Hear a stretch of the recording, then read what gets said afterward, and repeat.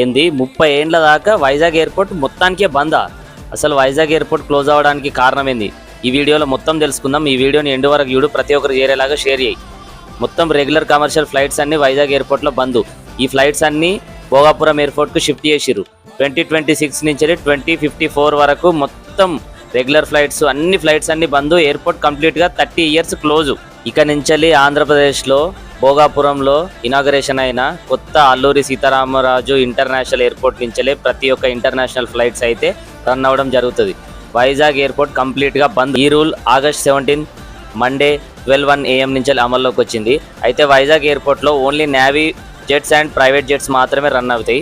మొత్తం international airports అన్ని Alluri Sitaramaraju airport భోగాపురంలో అక్కడి నుంచే రన్ అవుతాయి. కానీ ఈ ఎయిర్పోర్ట్ తోటి అనుబంధం పెంచుకున్న వైజాగ్ ప్రజలకు మాత్రం ఇది చాలా బాధాకరం.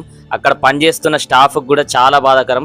ఉన్నట్టుండి సడన్గా 30 ఏండ్లు వైజాగ్ ఎయిర్పోర్ట్ బంద్ అంటే వాళ్ళ ఉద్యోగాలు ఎక్కడికి వెళ్ళాలి, వాళ్ళు ఎక్కడ పని చేసుకోవాలి? వాళ్ళకంటూ ప్రభుత్వం ఈ భోగాపురంలో వాళ్ళకు మళ్ళీ ఉద్యోగాలు ఇప్పించి యథావిధిగా ఇక్కడ వాళ్ళని అక్కడికి షిఫ్ట్ చేయాలని కోరుతున్నా.